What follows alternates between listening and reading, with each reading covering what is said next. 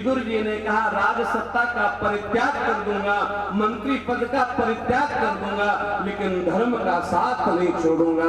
सरस्वती नदी के किनारे तपश्चर्या करने के लिए चले गए। एकमात्र विदुर ने महाभारत में भाग नहीं लिया। तो वो भी आदरणीय सुखदेव जी महाराज कहते हैं हमारे जीवन में जिन्होंने फोन किया उनको दे रहे भेद नहीं आना चाहिए। कर्म करते जाओ लेकिन भेद मत करो। आज प्रश्न कर दिया सुखदेव जी से परीक्षित जी ने कि भगवान इस सृष्टि में सबको उत्पन्न करता है, फिर किसी से प्रेम क्यों करता है और किसी को राक्षस क्यों मानता है, किसी को मारता क्यों है, किसी को बचाता क्यों है? गुरुदेव कहते हैं भगवान किसी को मारता नहीं है, किसी को बचाता नहीं है। भगवान ने एक संविधान बना रखा है, जैसे भारत का संविधान है ना, तो वैसा एक संविधान बना रखा है कि संविधान के अनुसार चलोगे तो सारी सुख सुविधाएं तुम्हारी हैं, और संविधान के विपरीत चलोगे तो जेल इंतजार कर रही है। वैसे ही भगवान कहते हैं जब धर्म करोगे, कर्म करोगे, सत्कर्म करोगे, दान दान करुणा दया अहिंसा ये मेरे संविधान में है, और पापाचार अनाचार अत्याचार काम क्रोध मद लोभ अहंकार ये सब हमारे संविधान से बाहर की वस्तुएं हैं। जब इन चीजों को अपने जीवन में लाने लगोगे तो जो दंड मैंने निर्धारित किया है वो जरूर दूंगा, और ये नहीं है कि कोई मेरा है तो छूट जाएगा। क्यों? क्योंकि मैं समय समय पर उदाहरण दिया करता हूं। मेरे दो प्रिय सुखदेव जी महाराज कहते भगवान के दो प्रिय पार्षद हैं, भगवान ने उनको भी दंड दिया पाप करने पर। एतो पार्षदो मह्यम जय विजय एव च कदरते कृत्यमाम यदयो बहु प्रातामतिक्रमम्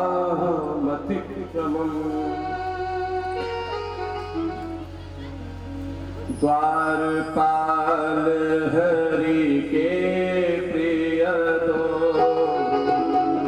द्वारपाल हरि के प्रिय दो द्वारपाल हरि के प्रिय दो द्वारपाल हरि के प्रिय दो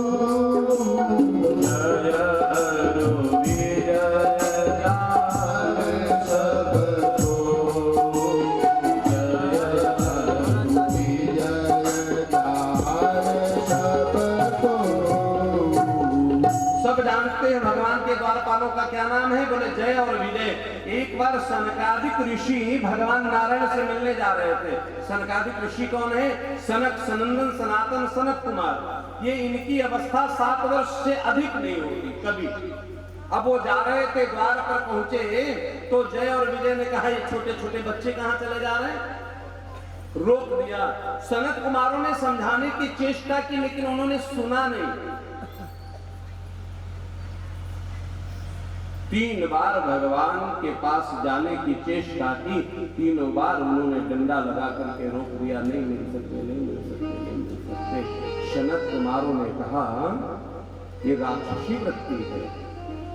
भगवान के मार्ग में कोई जा रहा है उसको अवरुद्ध करना, उसके पास जाने से रोकना, उसकी सन्निकटता को बाधित करना ये राक्षसी कर्म में आता है। और जब बार बार रोक दिया तो सनत कुमारों ने शाप दे दिया 3 बार तुमने हमें भगवान से मिलने से रोका है, जाओ 3 जन्म तक राक्षस हो जाओ।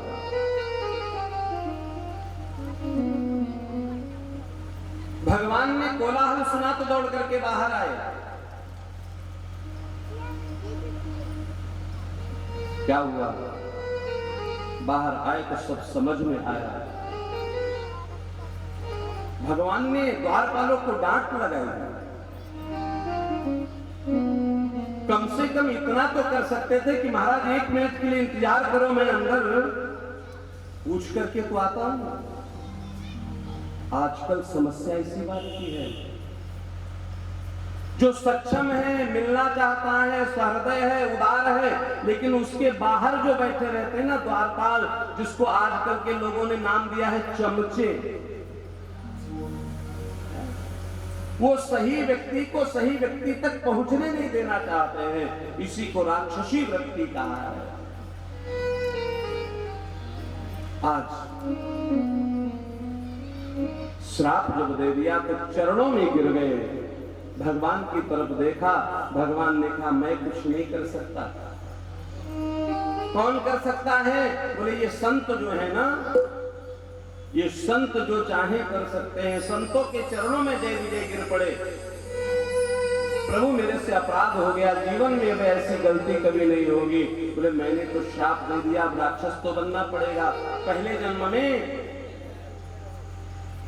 महाराज हिरणाक्ष और हिरणाकश्यप, दूसरे जन्म में रावण कुंभकर्ण, तीसरे जन्म में शिशुपाल और रतन।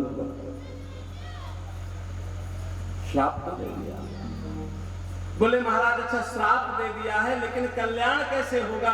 बोले ये तुमने ठीक बात कही है। नारायण आपसे निवेदन करता हूं, इनके कल्याण के लिए 3 जन्म राक्षस बनेंगे, तुम 4 जन्म तक अवतार धारण करना। बोले भक्तवत्सल भगवान की। और यही जो जय और विजय है वो श्रीमान कश्यप जी के यहाँ दीति मैया के गर्भ के रूप में पधारे हैं, आए हैं।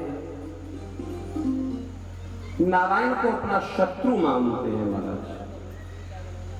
हिरणाक्ष जब बड़ा हुआ तो एक बार पृथ्वी को महाराज ले जाकर के उसने जलमग्न कर दिया। उससे रक्षा करने के लिए भगवान ने आज अवतार धारण किया है। किसका? वाराह भगवान। बोले वाराह भगवान की जय।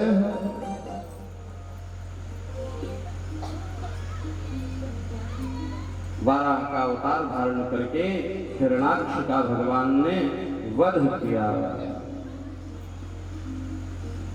आदरणीय सूत जी महाराज कहते हैं शौनकादि ऋषियों, ये हिरणाक्ष पता है कौन है?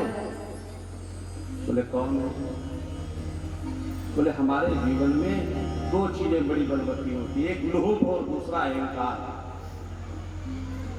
ये हिरणाक्ष लोभ का ही प्रतीक है, सब कुछ समेट करके छिपा देता है। लेकिन कितने दिन छिपा के रखोगे? कभी ईडी वाले, कभी सीडी वाले, कभी सीबीआई वाले। इसलिए जो है उसका उपयोग करो। धन की 3 ही गति है, सदुपयोग, उपयोग और दुरुपयोग।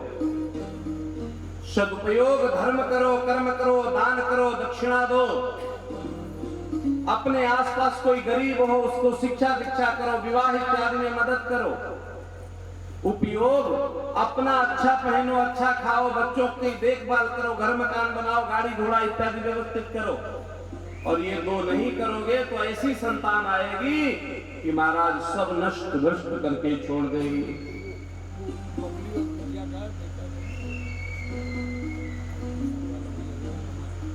आदरणीय सूत जी महाराज कहते हैं हिरणाक्ष लोभ का स्वरूप है, उसको मारने के लिए भगवान ने शूकर का अवतार धारण किया, वाराह का अवतार धारण किया।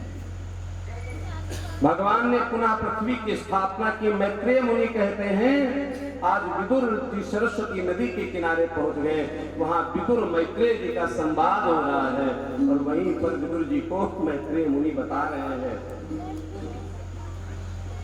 कर्दम जी का प्रसंग। बड़ा दिव्य प्रसंग है, हृदयस्थ करने वाला, हृदयंगम करने वाला, हृदय में समाहित करने वाला।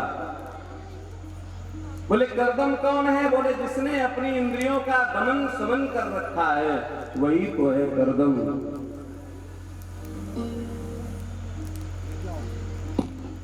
तपश्चर्या कर रहे हैं, 1000 वर्ष तक तपश्चर्या की है महाराज। लेकिन पता है जीवन भर तपश्चर्या करने वाला व्यक्ति एक क्षण में विकृत हो सकता है।